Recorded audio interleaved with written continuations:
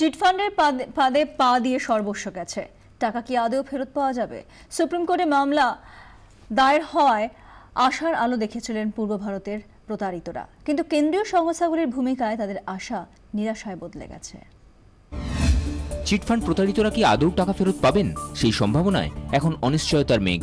Supreme কোর্টের প্রধান বিচারপতির ডিভিশন বেঞ্চে চলা মামলায় সেবি সহ সব কেন্দ্রীয় সরকারি সংস্থা 8ই অগস্ট যে হলফনামা জমা দিয়েছে তাতে টাকা ফেরতের কোনো ইঙ্গিত নেই। উল্টে সেবি, ইডি, সিবিআই এর মতো তাবড় কেন্দ্রীয় সংস্থা টাকা ফেরতের দায় এড়িয়ে গেছে বলেই অভিযোগ। কেন্দ্রীয় সংস্থা যেটা সেবি, যার উপরে ভার আছে এই ধরনের হ্যান্ডেল করা, তারা কিন্তু কিছুটা উদাসীনতা দেখাচ্ছে এবং ওর ঘাড়ে পরস্পরের দোষারোপ করছে।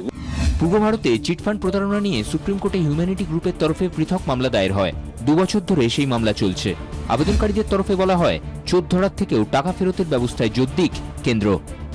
টাকা ফেরতের আর্জি জানাতে গিয়ে সাহারার প্রসঙ্গ টেনে এনেছেন আবেদনকারীরা। তাদের বক্তব্য, 2013 সালে সাহারা প্রতারণা মামলায় ক্ষতিগ্রস্তদের টাকা ফেরতের জন্য সুপ্রিম কোর্টে আবেদন জানিয়েছিল সেবি ওই উদ্যোগ নেওয়ার পর সুব্রত রায়ের ঠাঁই হয় তিহাড় জেলে।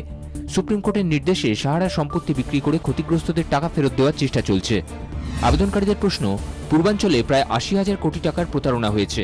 1 কোটি মানুষ বেআইনি অর্থলগ্নি সংস্থার প্রতারণায় ক্ষতিগ্রস্ত। তারপরও টাকা ফেরতের উদ্যোগ দেখা যাচ্ছে না কেন? আবেদনকারীদের প্রশ্ন, সেবির ভূমিকা কি এই মামলায় আদৌ সদর্থক?